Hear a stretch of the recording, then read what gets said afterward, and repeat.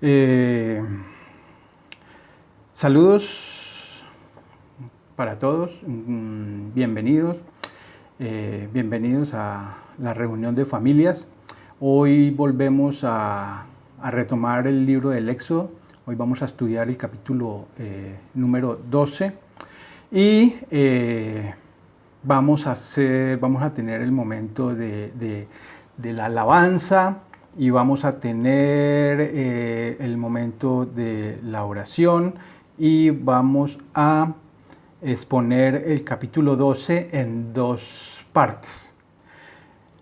Porque el capítulo 12 es un poco extenso, entonces vamos a verlo en dos clases. Vamos a ver hoy lo que es el versículo 1 hasta el versículo 16, que es lo que comprende la Pascua. Y la semana entrante vamos a terminar de ver el capítulo 12. Vamos a hacerlo así porque consideramos de que este tema es de gran importancia y es necesita que nosotros tengamos pleno conocimiento de qué fue lo que pasó y qué relación tiene con lo que pasó en el Nuevo Testamento. Entonces, por eso es de gran importancia y vamos a tomarlo y a explicarlo despacio y para que haya un buen entendimiento. Entonces, vamos a orar. Hacemos la alabanza y volvemos ya al capítulo 12. Entonces acompáñenme en una oración. Y oramos y le decimos: Padre bueno, alabado seas Dios Todopoderoso. Grande eres, Señor. Bendito eres, Padre. Exaltado sea tu nombre, Señor. Glorificado seas, Padre. Padre, hoy venimos delante de ti, Señor, en acción de gracias por permitirnos venir a escuchar tu palabra, a escuchar tu mensaje, Señor, por poder escudriñar tu palabra, Padre bueno. Ayúdanos, Señor, a que tu palabra llegue hasta lo más profundo de nuestro ser, que haya gran entendimiento en nuestra mente y en nuestro corazón. Que tu palabra, Señor, haga el trabajo por la cual tú la envías, que no vuelva a ti vacía, Padre bueno. Ayúdanos, Señor, a que cada vez que estudiamos tu palabra haya en nosotros un gran gozo, Padre, una gran emoción, un gran entusiasmo por conocer más de ti y de tu reino. Venga a nosotros tu reino, Señor, y hágase tu voluntad en nosotros y en cada uno de nuestros hogares, en cada una de nuestras familias, Padre bueno. Te lo pido en el nombre de Jesús, nuestro Señor y Salvador eterno. Úsame, Padre, como solamente tú puedes usarme, Dios. Que esta enseñanza sea tuya, que este mensaje sea tuyo, que estas palabras sean tuyas, Señor, que no sean mías y que no sean un mensaje ni una enseñanza de hombres. Por favor, Señor, danos tanto entendimiento porque es tan vital que nosotros podamos entender este tema de la Pascua, Dios, porque es de lo que nosotros predicamos. Predicamos a Cristo crucificado, a Cristo que es nuestro camino, que es nuestra verdad y que es nuestra vida, Señor. Gracias, Padre, porque desde el principio tú lo has planeado así, Señor. Así que por favor, Dios, danos mucho entendimiento de qué fue lo que pasó, qué fue lo que tú enviaste, qué fue lo que tú ordenaste hacer, Padre. Gracias te damos, Señor, en el nombre de Jesús, nuestro Señor y Redentor, porque tuyo es el reino, tuyo es el poder y la gloria, por los siglos de los siglos. Amén. Listo, mis hermanos, entonces vamos a la alabanza. Y volvemos y arrancamos con el estudio del capítulo 12 hasta el versículo 16. Entonces vamos a la alabanza.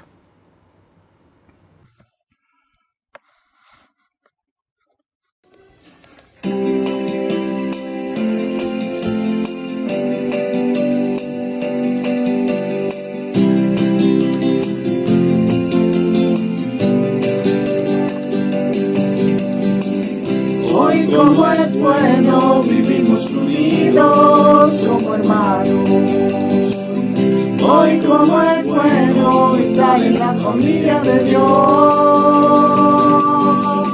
Hoy como es bueno, vivimos vivimos unidos como hermanos. Hoy como es bueno estar en la familia de Dios, porque fuimos libertados, estamos siempre en el propósito, avanzando en la batalla con gratitud. Porque fuimos libertados, estamos siempre en el propósito, avanzando en la batalla con gratitud. Hoy como es bueno, vivimos unidos como hermanos. Hoy como es bueno estar en la familia de Dios, porque fuimos libertados, estamos siempre en el propósito, avanzando en la batalla con gratitud. Porque fuimos libertados, estamos siempre en el propósito, avanzando en la batalla con gratitud,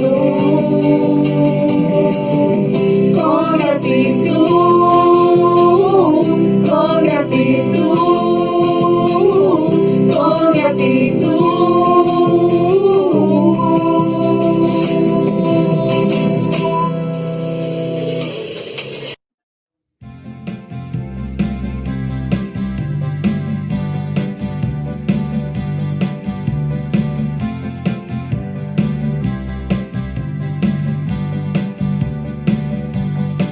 Yo tengo una misión en mi corazón, no fallaré y cumpliré, aunque el precio sea dar mi vida, toda mi vida yo daré. Yo tengo una misión en mi corazón, confiada por mi Salvador, he de llevar a todos los pueblos su palabra de salvación.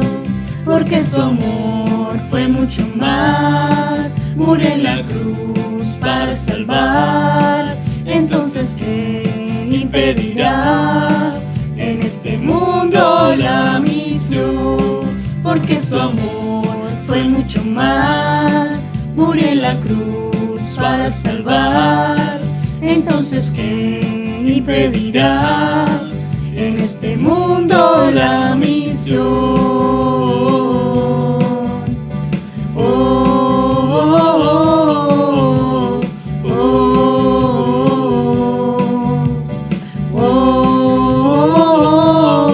Yo tengo una misión en mi corazón, no fallaré y cumpliré, aunque el precio sea dar mi vida, toda mi vida yo daré. Yo tengo una misión en mi corazón, confiada por mi Salvador, he de llevar a todos los pueblos su palabra de salvación. Porque su amor fue mucho más, murió en la cruz para salvar. Entonces, ¿qué impedirá en este mundo la misión? Porque su amor fue mucho más, murió en la cruz para salvar. Entonces, ¿qué impedirá en este mundo la misión?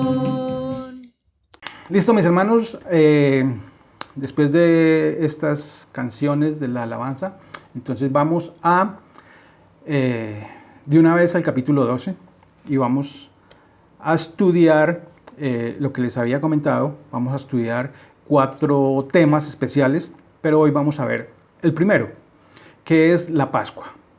Luego vamos a estudiar la fiesta de los panes sin levadura. Luego vamos a tratar y a ver la plaga, la 10ª plaga como tal. Y en esa 10ª plaga vamos a ver un subtema que es la salida o el éxodo como tal del pueblo de Israel, de la nación de Egipto. Y por último miraremos las restricciones que el Señor dio sobre la Pascua. Para hacer una introducción, entonces quiero comentarles que a partir de este tiempo, para Israel iba a haber un nuevo comienzo que les iba a marcar por el resto de sus generaciones. Por tal motivo, debían recordarlo cada año. Lo más importante de esta celebración tuvo que ver con la muerte de un cordero inocente y su sangre, colocada en las puertas de las casas. Esta era la única forma de librarse de la ira de Dios. La idea es que nosotros nos vayamos como metiendo en la película, como metiéndonos allá para poder tener un mejor entendimiento de qué fue lo que pasó. La última plaga trajo la muerte sobre los primogénitos. Dios había advertido durante mucho tiempo a Faraón, pero este no atendió al mensaje del Señor, que es lo que venimos estudiando, lo que con Orlando, con Camilo y con Julián, es lo que venimos estudiando cada 8 días, y que son las plagas, y el señor Faraón vimos que siempre endurecía su corazón. Una vez más, Dios haría distinción entre egipcios e israelitas, que eso lo vimos la semana pasada en capítulo 11. Sin embargo, los judíos no se salvarían solo por su linaje, sino por su fe. Para que sus primogénitos no murieran, los israelitas debían seguir las instrucciones que Dios les daría. Este rito solo se efectuó una sola vez y en tierra de Egipto.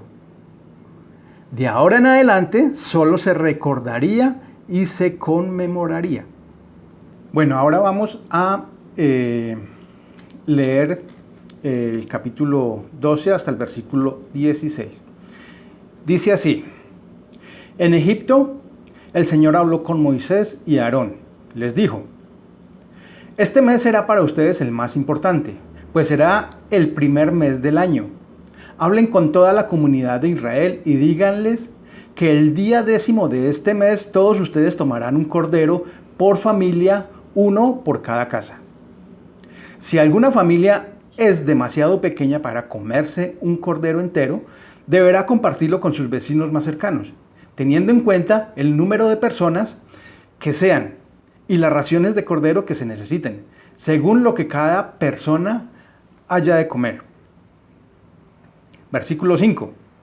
El animal que se escoja puede ser un cordero o un cabrito de 1 año y sin defecto, al que cuidarán hasta el 14 del mes, día en que la comunidad de Israel en pleno lo sacrificará al caer la noche. Tomarán luego un poco de sangre y la untarán en los 2 postes y en el dintel de la puerta de la casa donde coman el cordero. Deberán comer la carne esa misma noche, asada al fuego y acompañada de hierbas amargas y pan sin levadura.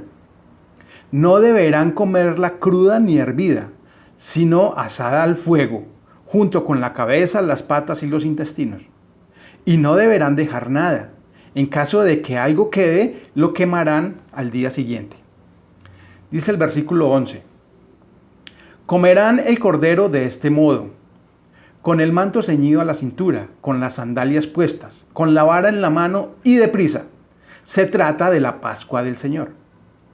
Esa misma noche pasaré por todo Egipto y heriré de muerte a todos los primogénitos, tanto de personas como de animales, y ejecutaré mi sentencia contra todos los dioses de Egipto. Yo soy el Señor. Versículo 13. La sangre servirá para señalar las casas donde ustedes se encuentren, pues al verla pasaré de largo. Así, cuando hiera yo de muerte a los egipcios, no los tocará a ustedes ni ninguna plaga destructora. Este es un día que por ley deberán conmemorar siempre. Es una fiesta en honor del Señor y las generaciones futuras deberán celebrarla. Durante 7 días comerán pan sin levadura, de modo que deben retirar de sus casas la levadura el primer día. todo el que coma algo con levadura desde el día primero hasta el séptimo será eliminado de Israel. Celebrarán una reunión solemne el día primero y otra el día séptimo. En todo ese tiempo no harán ningún trabajo, excepto para preparar los alimentos que cada uno haya de comer. Solo eso podrán hacer.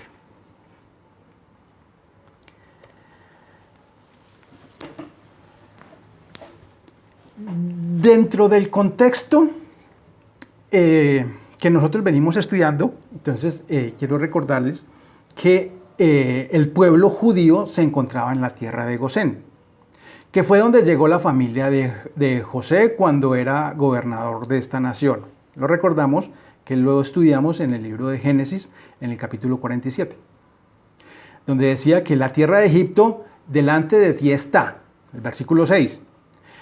En lo mejor de la tierra haz habitar a tu padre y a tus hermanos, le decía Faraón a José. Habiten en la tierra de Gosén. Quiero hacer un énfasis en la tierra de Gosén. ¿Qué era la tierra de Gosén? ¿Cómo era la tierra de Gosén? No era cualquier tierra. Era lo mejor de la tierra. Siendo lo mejor de la tierra, estaban esclavizados. Eran esclavos en una nación, aunque era lo mejor de la tierra. Cuando Israel entró en Egipto, lo hizo como una familia. 66 individuos, sin contar las mujeres de los hijos de Jacob. Cuando efectuaron su salida, se retiraron como una nación. 600,000 hombres, sin contar las mujeres ni los niños. Entonces, haciendo una cuenta así por encima, eran más o menos, dicen los estudiosos, dicen los que se han dedicado a mirar y a estudiar y a escudriñar esa parte, dicen que eran más de 2 millones de personas, o alrededor de 2 millones de personas. Entonces, para que vamos teniendo una imagen, una idea de qué es, recuerden, metámonos en la película. 2 millones de personas, ¿dónde caben?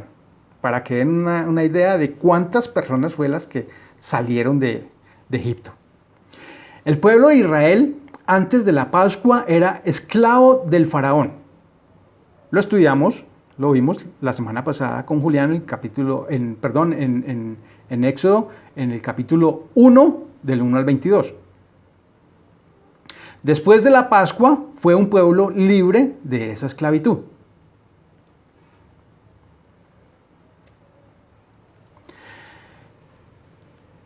La nación estaba siendo testigo del gran poder de Dios al ver una serie de plagas que azotaban el país, como consecuencia de que el faraón no quería oír el mensaje que Dios le estaba enviando. Faraón no quería oír el mensaje de Dios.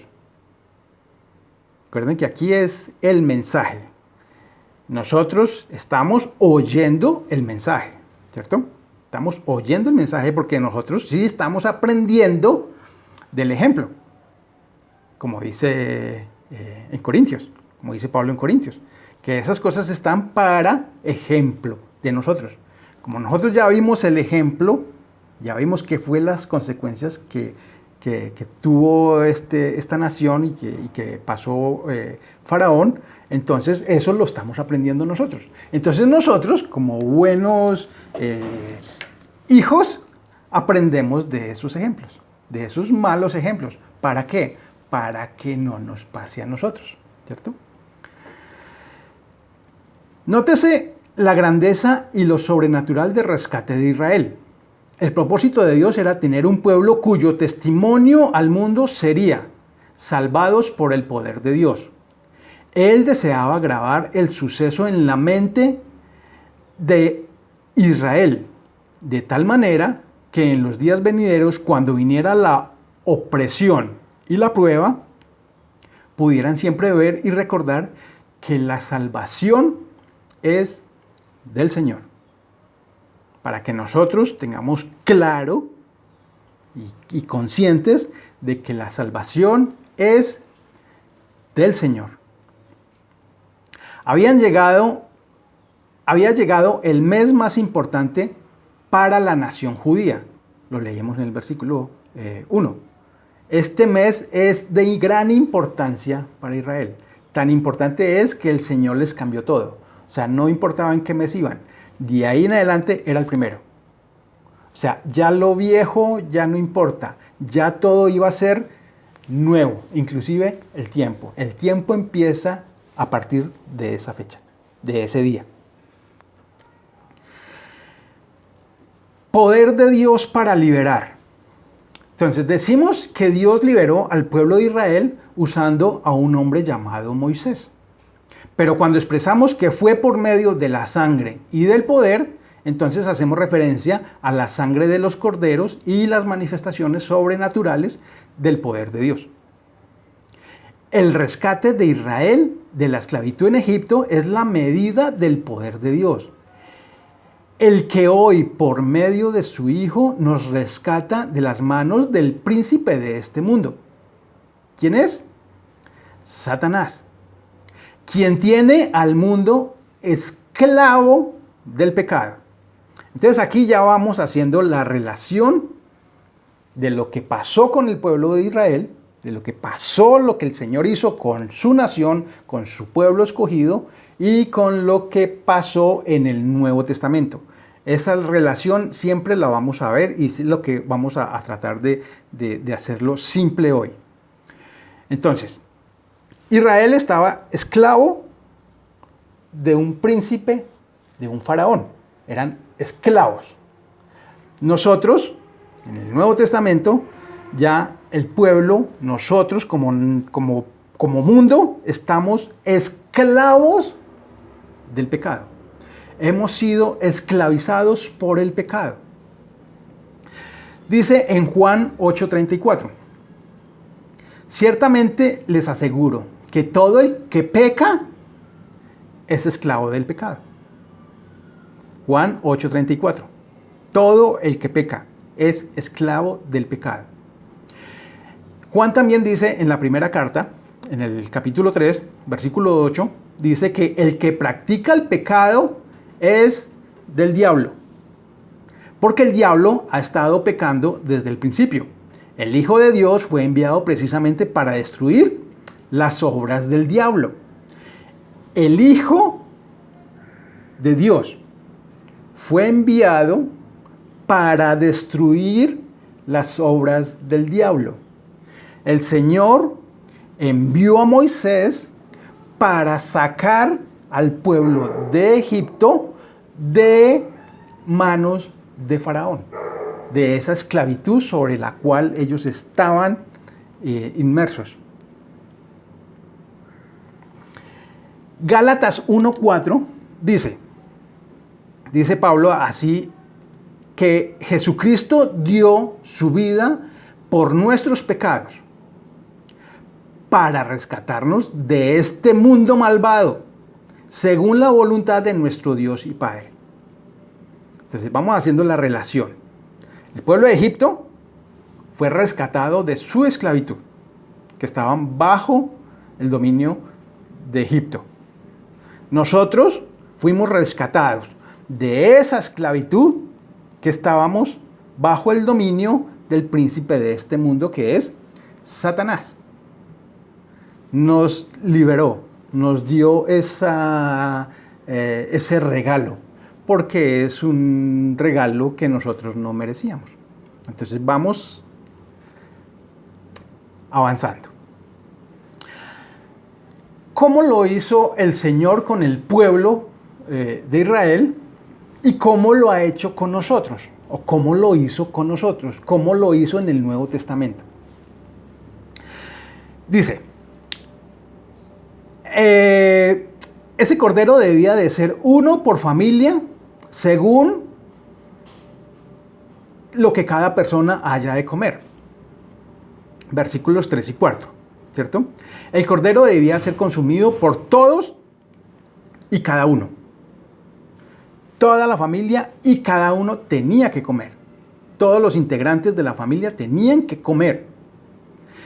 Y su sangre debía ser rociada en los dinteles de cada casa. ¿Para qué? Para que la ira de Dios no cayera sobre ellos. Entonces, así hoy todos y cada uno de nosotros, de nuestra familia, de nuestro hogar, debe comer y beber el cuerpo y la sangre de Cristo. ¿Para qué? Para que la ira de Dios no caiga sobre nosotros. Es para salvación. Dice Juan en el capítulo 6, versículo 53. Ciertamente les aseguro, afirmó Jesús, que si no comen la carne del Hijo del Hombre ni beben su sangre, no tienen realmente vida. Cada miembro de la familia tuvo que comer, tuvo que demostrar su fe de esta manera. Cada miembro de la familia creyó que así se iban a salvar, que así no iba a pasar nada en la casa. Simplemente creyeron porque no habían visto nada. Así cada uno de nosotros tiene que demostrar su fe. Así cada uno de nosotros tiene que creer al mensaje que el Señor nos ha dado. Miremos qué hizo el carcelero de Filipos en el contexto cuando Pablo y Silas fueron encarcelados y el carcelero creyeron que ellos se habían ido. Miremos qué dice en Hechos 16, versículo 31, miremoslo desde el 30, dice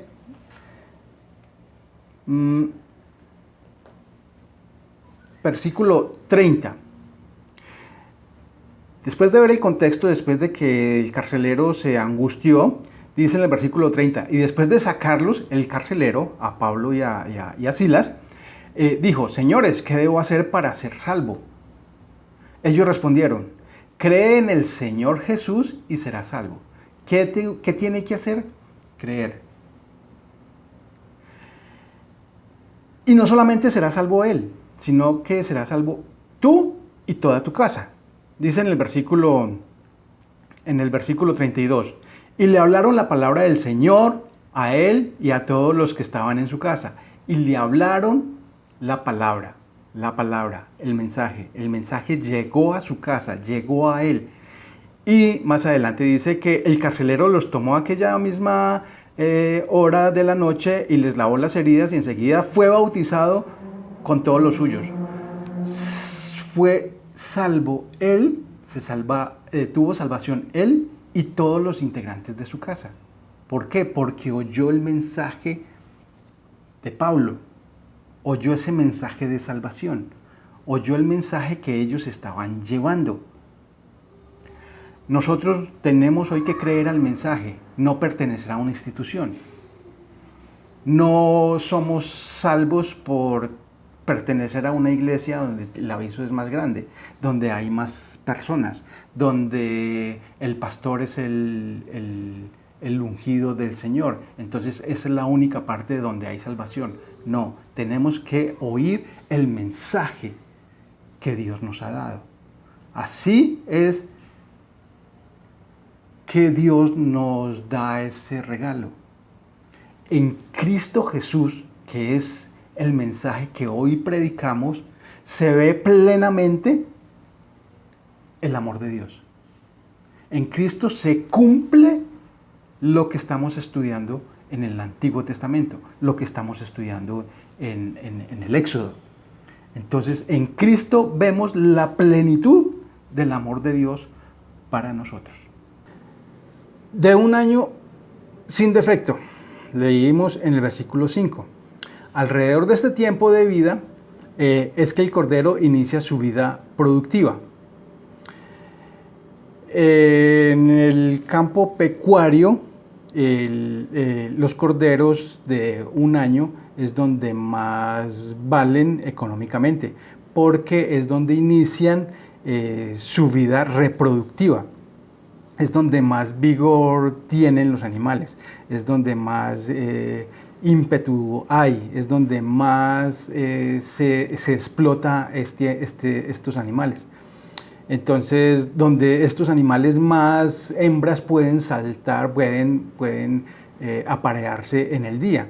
Entonces, por eso es que es el mejor momento. Entonces, miremos cuál fue el animal que el Señor les pidió. No fue cualquiera. Y fuera de eso, no podía tener defecto. O sea, no podía tener ni una oreja chueca, ni bizcuerno, ni tuerto, ni una pata mala, ni cojo, ni la cola mocha. O sea, tenía que ser perfecto.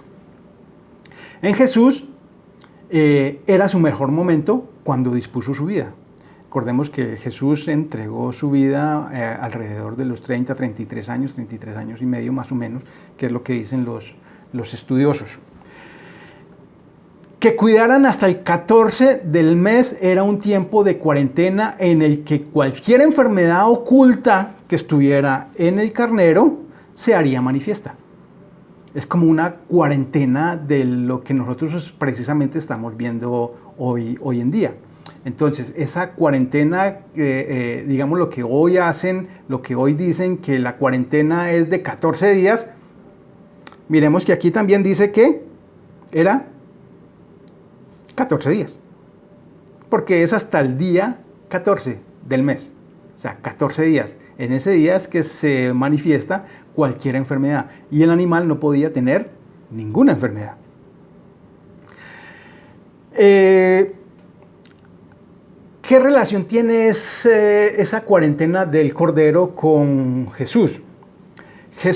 Recordemos que Jesús estuvo mostrándose al mundo, demostrando que en él no había ningún defecto, mancha o contaminación, que es el pecado. Nada había en Jesús, nada de eso. Por eso él estuvo abiertamente al público. ¿Dónde podemos ver todo esto? Jesús, el día que lo cogieron preso, el día que lo retuvieron, Jesús fue llevado ante el sacerdote Anás. Lo leemos en Juan 18, versículo 20. Dice: yo he hablado abiertamente al mundo, estaba hablando Jesús. Siempre he enseñado en las sinagogas o en el templo, donde se congregan todos los judíos. En secreto, no he dicho nada. Lo que quería decir que en él ustedes no encontraron nada oculto. Todo era abierto al público. De ahí fue llevado para donde el amigo Poncio Pilatos. Leemos en Juan, en el versículo 37 del mismo capítulo, dice: así que eres rey, le dijo Pilatos. ¿Eres tú quien dices que soy rey? Yo para esto nací y para esto vine al mundo, para dar testimonio de la verdad. Todo el que está de parte de la verdad, escucha mi voz. Versículo 38. ¿Y qué es la verdad?, preguntó Pilato. Dicho esto, salió otra vez a ver a los judíos. ¿Y qué les dijo?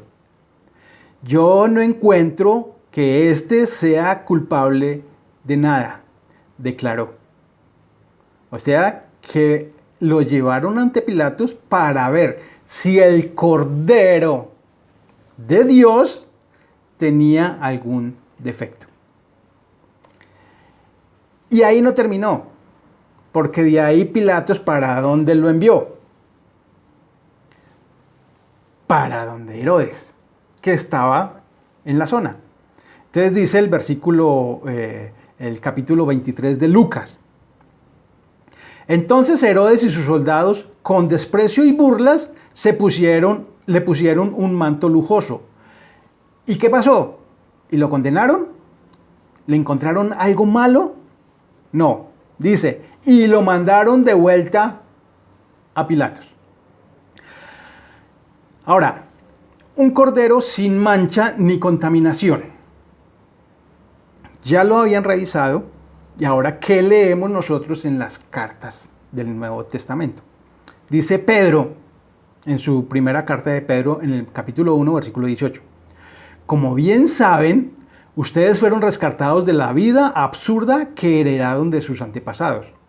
El precio de su rescate no se pagó con cosas perecederas, como el oro y la plata, sino con la preciosa sangre de Cristo, como de un cordero sin mancha y sin defecto.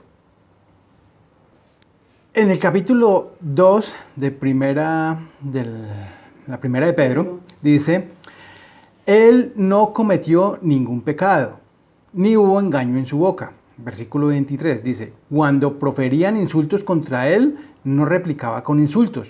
Cuando padecía, no amenazaba, sino que se entregaba a aquel que juzga con justicia.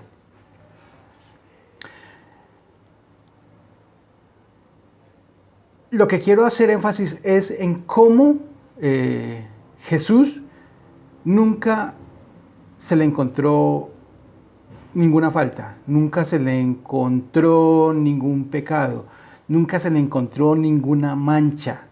Por eso es el Cordero sin mancha y sin pecado. Ahora vamos a la sangre, que es otro punto que es de gran importancia, donde dice qué fue lo que hicieron ellos, el pueblo judío, con la sangre, y qué es lo que nosotros hacemos o qué pasa con la sangre de Cristo en nosotros.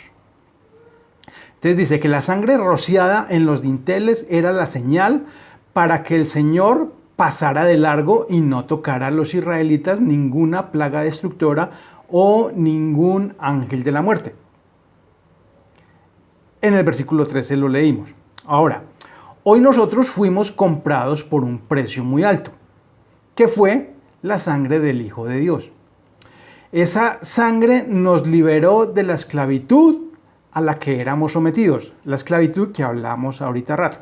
Esa esclavitud de que éramos esclavos del pecado, estábamos sometidos al pecado. Nosotros hoy, por fe, porque es por la fe en el Hijo de Dios que vamos a tener esa liberación, esa libertad. El Señor nos compró. Nosotros, cuando la Biblia habla de esclavos, éramos que si este es esclavo de X persona es porque hace lo que esa persona manda.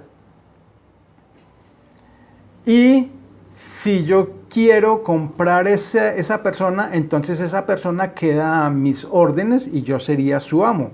Entonces yo pago un dinero por ese esclavo y ese esclavo empieza a obedecer mis órdenes, porque ya está bajo mi dominio, bajo mi autoridad, bajo lo que yo pagué por él. Entonces, dice en 1 Corintios, versículo 23 del capítulo 7, ustedes fueron comprados por un precio. El precio que habíamos hablado, que es la sangre de Cristo. No se vuelvan esclavos de nadie. No podemos volvernos esclavos de nadie, porque ya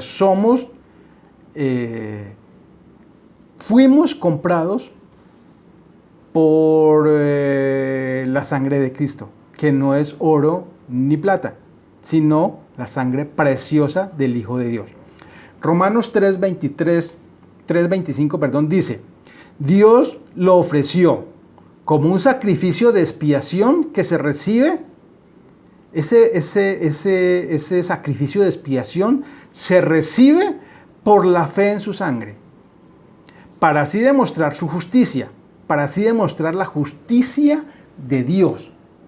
Dios tenía que hacer justicia sobre la falta que era el pecado. Tenía Dios Padre, porque Él es justo. Desde la eternidad hasta la eternidad es su justicia. Entonces, si Él tenía que hacer justicia desde el pecado, tenía que castigar el pecado. Pero por su gracia y por su misericordia y por su piedad, esa justicia no recayó sobre nosotros, porque no hubiésemos aguantado. Entonces cae sobre Él mismo. La justicia de Él recae sobre Él, sobre su Hijo, para que nosotros, por medio de esa justificación, nosotros seamos justificados. Así castiga el Señor el pecado sobre el Hijo de Dios. Entonces, Primera de Pedro, volvemos a Primera de Pedro, donde dice en el versículo 18 del primer capítulo: como bien saben, ustedes fueron rescatados de la vida absurda que heredaron de sus antepasados. Vida absurda, heredada. El precio de su rescate no se pagó con cosas perecederas.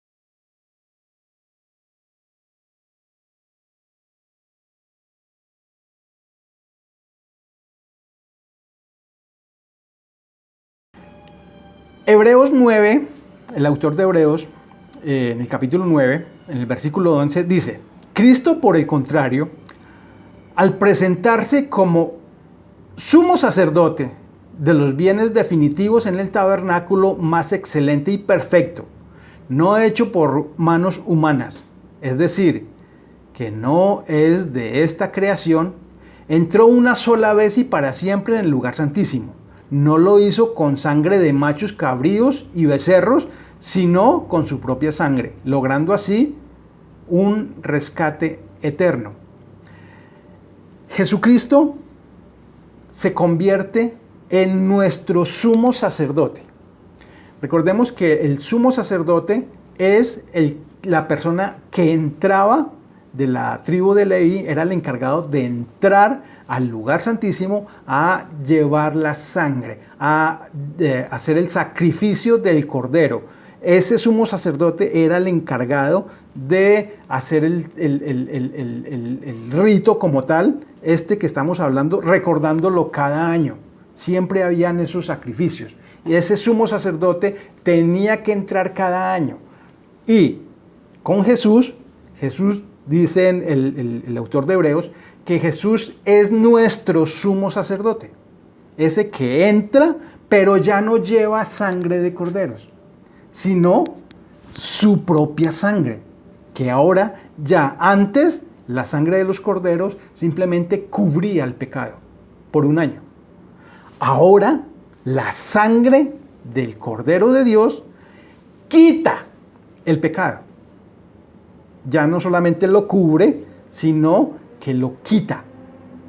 Entonces vamos dimensionando qué es lo que el Señor nos ha regalado, qué es lo que nosotros tenemos por gracia de Dios. ¿Cómo no vamos a valorar lo que Dios nos ha dado? Ahora, no lo valoramos porque de pronto no lo conocíamos, pero ahora lo conocemos. Por eso es que tenemos que estudiar detenidamente la Pascua. ¿Qué fue lo que pasó? ¿Qué fue lo que hizo Cristo? ¿Qué fue lo que hizo Dios por el mundo, por la humanidad? Para que todo aquel, no es este o aquel o escogidos, no, todo aquel que crea, porque es por fe, en Él tendrá vida. Ahora, para los que están en Cristo, para sus discípulos, el Padre ya tiene una señal. Recordemos que la sangre, qué fue lo que pasó. La sangre del cordero la untaron, la pusieron en los postes y en el dintel de las casas, ¿cierto? Ahora, el Padre, y esa era la señal para ellos, para que el ángel pasara. El ángel iba y veía la sangre y pasaba de largo, ¿cierto?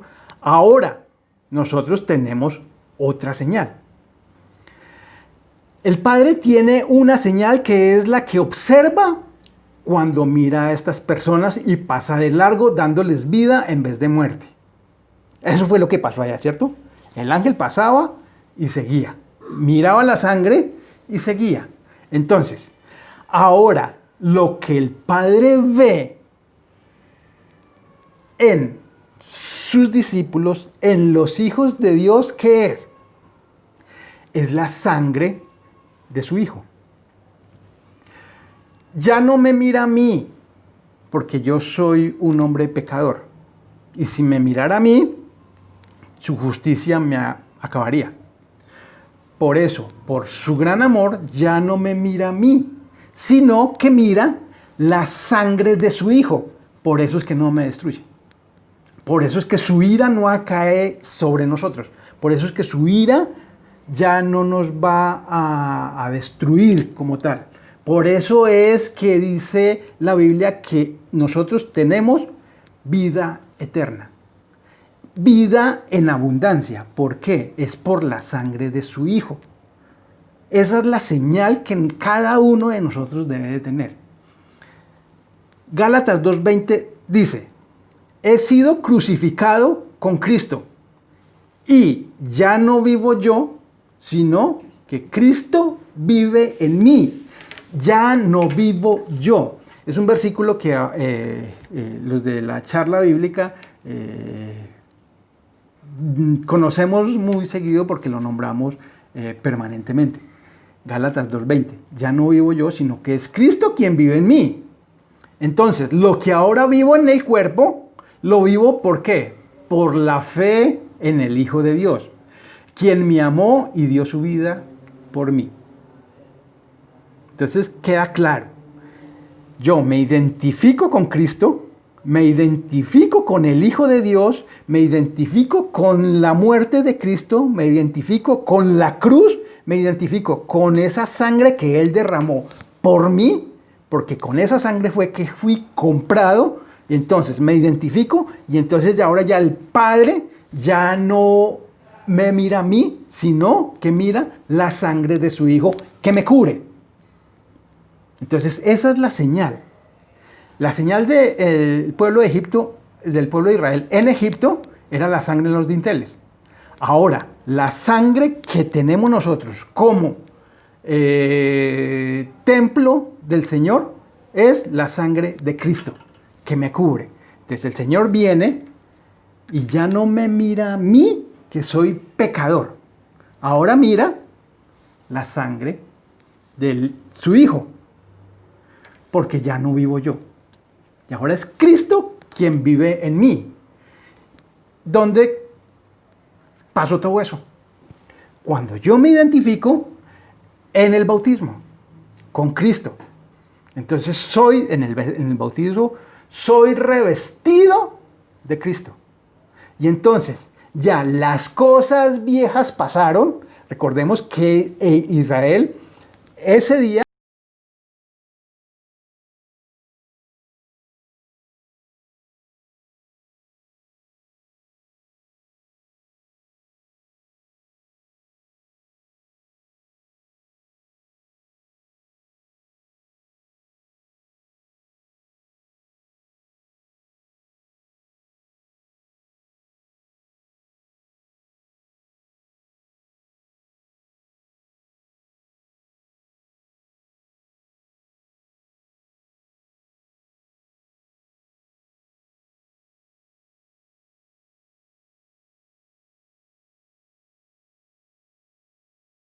Gálatas, Pablo también le dice en el capítulo 3 a los Gálatas, en el versículo 26 y 27 dice: todos ustedes son hijos de Dios mediante la fe en Cristo Jesús.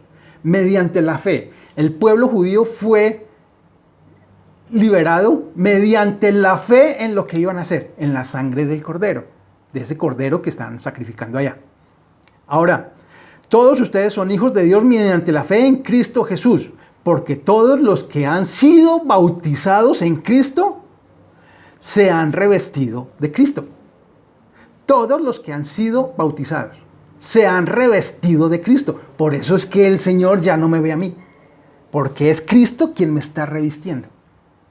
Y entonces ya el ángel de la muerte o la plaga destructora que habla, no me va a tocar. Pablo le dice a los corintios en su segunda carta, en el capítulo 5, dice, por lo tanto, si alguno está en Cristo, es una nueva creación. Lo viejo ha pasado, ha llegado lo nuevo. Las cosas viejas pasaron, dice la Reina Valera, las cosas viejas pasaron, ahora todas son hechas nuevas, nuevas. ¿Para quiénes? Para los que están en Cristo. Ahora vemos otras instrucciones que el Señor da con respecto a la Pascua, con respecto al Cordero. ¿Cuáles son esas instrucciones? Instrucciones de cómo comer la carne, que también es bien interesante. Dice el versículo 8. Nos dice que tenía que comer la carne del Cordero, ¿cómo? Primero, asada al fuego. Entonces vamos primero con asada al fuego. El fuego nos habla de juicio, de la ira de Dios, porque tiene que haber un juicio del pecado, lo que hablábamos atrás. Tiene que haber un juicio del pecado porque Dios es justo y tiene que impartir justicia. Entonces, el fuego hace referencia a esa ira que desata el Señor. ¿Dónde podemos mirar que ese fuego hace referencia a esa ira? Dice en Números 11, versículo 1. Un día el pueblo se quejó de sus penalidades que estaba sufriendo. Al oírlos el Señor ardió en ira y su fuego consumió los alrededores del campamento. La ira de Dios, el juicio de Dios. Dice en el capítulo 16 de Números, versículo 35, y los 250 hombres que ofrecían incienso fueron consumidos por el fuego del Señor. Igual hay muchos otros versículos, otras partes donde podemos ver que el fuego hace referencia sobre su justicia y sobre su ira. Levíticos 10, versículo 2, Segunda de Reyes, y entre otros. Juan en el capítulo 6, versículo 53 dice, ciertamente les aseguro, afirmó Jesús, que si no comen la carne del Hijo del Hombre, ni beben su sangre, no tienen realmente vida. El que come mi carne y bebe mi sangre, tiene vida eterna, y lo resucitaré en el día final, porque mi carne es verdadera comida, y mi sangre verdadera bebida. Por eso es que ahorita nosotros tenemos que comer el cuerpo y beber la sangre de Cristo. Debían comer la carne acompañada de hierbas amargas. Ahora, podríamos pensar, o sea, ¿el Señor será que mandó eso por capricho? O sea, porque, no, tienen que comerse eso así porque sí. O sea, no, todas las cosas y todo lo que estamos estudiando en el libro de Éxodo tiene un propósito. Tiene un propósito. Así lo que vamos a estudiar de aquí en adelante, todo lo que pasó en el desierto, lo que pasó en el monte Sinaí, lo que pasó, cómo hicieron el tabernáculo, todos los instrumentos del tabernáculo, todo eso tiene un significado, tiene un propósito. Así, entonces las hierbas amargas no fue porque al Señor le provocó. No, esas hierbas amargas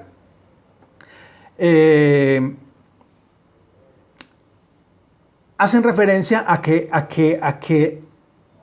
esa parte de esa comida harían recordar al pueblo de Israel su tiempo de esclavitud, aflicción y trabajo en tierra extraña. Entonces, por eso, para que recuerden en ese momento que habían pasado una esclavitud de aflicción, un tiempo de aflicción, un tiempo de trabajo, un tiempo que en el mundo nosotros hoy lo sufrimos. Cuando nosotros no hemos conocido del Señor, el mundo es un mundo de esclavitud y es un mundo de aflicción, de mucha aflicción, pero el Señor es bueno y nos rescató de allá. Nos sacó de esas tinieblas a su luz admirable. Esas hierbas amargas es lo que el Señor quiere. Coman para que recuerden de dónde fueron sacados, de dónde estaban. Aunque recordemos en el contexto de la tierra de Gosén. Estaban en la mejor tierra de la nación de Egipto, pero esclavos y en aflicción. Todo eso ya lo hemos estudiado en el libro, al principio del libro de Éxodo, donde estaban en aflicción, el faraón los tenía oprimidos, aunque estaban viviendo en la mejor tierra. Aunque nosotros estemos viviendo en el mundo, en la mejor casa, en el mejor carro, en la mejor universidad, en la mejor escuela, que tengamos lo mejor, somos esclavos del pecado. Si somos esclavos del pecado, seguro estamos viviendo en mucha aflicción. Hay mucha aflicción. No crean que porque tienen mucho dinero, que porque tienen mucha comodidad, pasan muy bueno. Pues lo vemos, de hecho lo vemos en la farándula, en los noticieros de todos estos personajes que viven amargados. Se suicidan cada rato, recurren a las drogas, recurren a las mujeres, recurren al alcohol, recurren buscando dónde llenar ese espacio que supuestamente está vacío. Dios es muy bueno. La idea es que nosotros empecemos a dimensionar de dónde hemos sido sacados. ¿Dónde estábamos nosotros? ¿En qué tinieblas andábamos? Y ahora andamos en la luz de Dios. En esa luz que el Señor nos ha dado en el momento en que nosotros recibimos a nuestro Dios y Salvador Jesucristo como nuestro amo. Ahora ya no somos del viejo Señor, del viejo amo, sino que ahora respondemos y obedecemos a nuestro nuevo Señor, a nuestro nuevo amo. Dice en Éxodo 1, para recordar de dónde sacó, dónde estaban viviendo el pueblo de Israel. Dice en el versículo 13 del Éxodo, del primer capítulo de Éxodo: por eso les imponía trabajos pesados y los trataban con crueldad. Versículo 14: les amargaban. Ese amargaban es la palabra mara o marar. Les amargaban la vida obligándolos a hacer mezclas y ladrillos y todas las labores del campo. En todos los trabajos de esclavos que los israelitas realizaban, los egipcios los trataban con crueldad. Entonces, las hierbas amargas lo que hace es que el pueblo recuerde de dónde fueron sacados, cuál era su vida. Ahora, debían de comer el cordero con pan sin levadura. La levadura representa las enseñanzas y las costumbres que habían adquirido en la tierra de esclavitud. El pan sin levadura hace referencia a Cristo, quien es la verdad sin contaminación. Ha bajado del cielo y enseñado con verdad, pues Él es la verdad. ¿Cierto? Recordemos que Juan también lo nombra cuando Jesús dice: yo soy el camino, la verdad y la vida. Esa verdad es la verdad del cual todos tenemos que alimentarnos. Esa verdad es la que nosotros tenemos que estar consumiendo todos los días. Ese pan que baja del cielo es nuestra verdadera comida. Es nuestra verdadera bebida, que es su sangre. Por eso el Señor nos manda que comamos y bebamos del cuerpo y de la sangre de Cristo, porque es verdadera bebida. Nosotros tenemos que estar permanentemente. Si estamos consumiendo, si estamos comiendo de Él, debemos de alimentarnos ¿cada cuánto? Diario, ¿cierto? Todos los días nosotros comemos. Todos los días debemos de nosotros alimentarnos de ese cuerpo que es la verdad, que ese cuerpo que es Cristo, porque Él dijo, yo soy la verdad. Entonces alimentémonos de ahí y vamos a tener vida. Vida y vida en abundancia. Es la promesa que el Señor nos da. Mateo 16 dice, el versículo 11, ¿cómo es que no entienden que no hablaba yo del pan, sino de tener cuidado de la levadura de los fariseos? Aquí el Señor Jesús le está hablando a sus discípulos. Esa levadura de fariseos y saduceos, entonces comprendieron que no les decía que se cuidaran de la levadura del pan, sino de la enseñanza de los fariseos y de los saduceos. El Señor les dice, cuídense de esa levadura. ¿Cuál levadura? De esas enseñanzas que estaban recibiendo, que estaban dando, ¿quiénes? Los fariseos y los saduceos. Cuídense de esa levadura. Entonces, la levadura que el Señor manda al pueblo de Israel en la Pascua, dice, coman el cordero con pan sin levadura, hace referencia a que todas esas costumbres, todas esas enseñanzas, todo eso que habían adquirido por más de 400 años, déjenlo allá. Ahora van a tener una nueva enseñanza.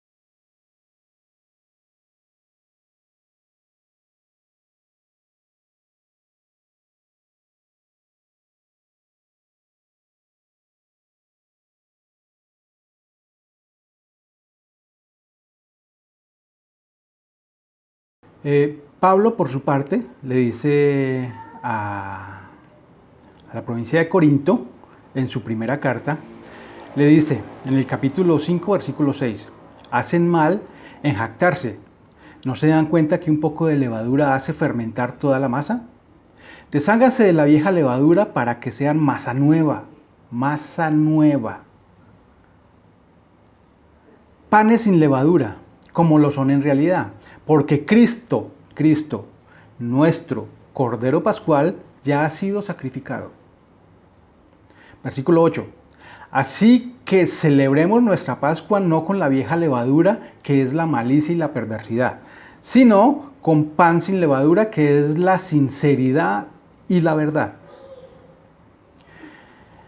Juan, por su parte, como lo vimos ahorita hace un momento, en su evangelio, lo dice en el capítulo 6, que Jesús afirma que debemos de comer su carne y beber su sangre, porque su carne es verdadera comida y su sangre es verdadera bebida. Ahora en el versículo 11 del capítulo 12 de Éxodo dice, comerán el cordero de este modo, con el manto ceñido a la cintura, con las sandalias puestas, con la vara en la mano y deprisa. Se trata de la Pascua del Señor. El pueblo judío tenía que estar listo y vigilante, listo y preparado pues no sabían exactamente la hora de su salida de aquel país. Lucas, ¿qué referencia hay de esa parte con nosotros? Lucas en el capítulo 12, versículo 35 dice: manténganse listos con la ropa bien ajustada y la luz encendida. Dice el versículo 36. Pórtense como siervos que esperan a que regrese su señor de un banquete de bodas, para abrirle la puerta tan pronto como él llegue y toque. Entonces, mantengámonos preparados, como aquellos siervos que esperan a que regrese su señor. Así debemos de estar nosotros preparados. ¿Cómo? Alimentándonos del Cordero de Dios, que quita el pecado del mundo. Alimentémonos de esa verdad, de ese verbo que se hizo carne, ese verbo que habitó en medio de nosotros, ese verbo que es el que verdaderamente nos alimenta. Mateo, en el capítulo 25, lo dice así con respecto a estar preparados. Lo hace con la parábola, recordemos la parábola de las 10 vírgenes o de las 10 doncellas. Dice en el versículo 13, por tanto, agregó Jesús, manténganse despiertos, porque no saben ni el día ni la hora. Por eso es que nosotros tenemos que estar vigilantes, tenemos que estar alimentándonos, tenemos que estar preparados, siempre preparados, esperando la venida del Señor. Preparados porque no sabemos la hora, ni el día. Nadie lo sabe, nadie. Por eso nosotros tenemos que estar alimentándonos, tenemos que estar estudiando, tenemos que estar escudriñando, tenemos que estar llenándonos a cada momento de esta verdad, de estas costumbres nuevas. Ya las otras se quedaron atrás, porque si no nos estamos alimentando permanentemente, constantemente, de seguro van a llegar las costumbres del mundo y van a influenciar nuestra vida. Vamos a dejar entrar, así como vamos a ver de aquí en adelante en el libro del Éxodo y en sí el pueblo de Israel, cómo dejó entrar esas costumbres viejas, esas costumbres que tenían en Egipto, las dejaron entrar a su nación. ¿Con qué consecuencias? Recuerden que nosotros tenemos eso para que nosotros no hagamos lo mismo. Eso está como ejemplo para nosotros. Entonces miremos que Dios ha sido muy bueno con nosotros. Cuánto nos ha amado, cuánto nos ama. Dios es maravillosamente bueno, grande, misericordioso, tiene el poder, todo el poder, y tiene todo bajo control. Confiemos en el Señor. Abandonémonos en sus brazos, confiadamente. Dios es muy, muy bueno. Padre, gracias, Señor, por este día maravilloso, por estas enseñanzas, Dios, por la sangre de Jesucristo, Dios, y por el sacrificio que tú hiciste, que tú has hecho, Señor, para darnos salvación y vida eterna. Gracias, Señor, por tu Hijo, Dios, porque es la verdad, porque es el camino, porque es la vida que tú has dispuesto, Dios, para poder estar contigo. Ahora podemos entrar confiadamente al trono de la gracia, Dios, precisamente por ese sacrificio, por el Cordero, por tu Cordero, el Cordero que tú proveíste, Señor, para el perdón de los pecados. Ahora ya no hay ninguna condenación en nosotros. Ahora ya no hay ninguna condenación para los que creen en el Hijo de Dios. Gracias, Señor, te doy por tu gran bondad, por tu misericordia, por tu justicia, Señor, porque es desde la eternidad hasta la eternidad. Tu bondad y tu amor son inmensamente grandes, Señor. Tú eres todopoderoso. Tú tienes el control. Tú tienes nuestras vidas, Señor, en tus manos. Gracias, Padre, porque en ti confiamos. De ti somos y a ti te servimos. Y en ti ponemos toda nuestra confianza. Bendito eres, Padre bueno. Te doy gloria y honra. Gracias, Dios, por tu gran amor. En el nombre de Jesús, nuestro Señor y Salvador eterno. Amén. Mis hermanos, esta es la primera parte. Si ven, es un poco extensa, por eso no podíamos hacer todo el capítulo en una sola clase, porque es de suma importancia que nosotros tengamos claro qué fue lo que pasó el día en que el Señor ordenó hacer la Pascua. Y qué es, cómo influye en nosotros y cómo es que nosotros tenemos ahora salvación y vida por medio del Cordero de Dios. La semana entrante vemos la segunda parte, la segunda clase, que es de la fiesta de los panes sin levadura, la plaga como tal, la muerte de los primogénitos y las restricciones sobre la Pascua. Que tengan una feliz noche y un abrazo para todos.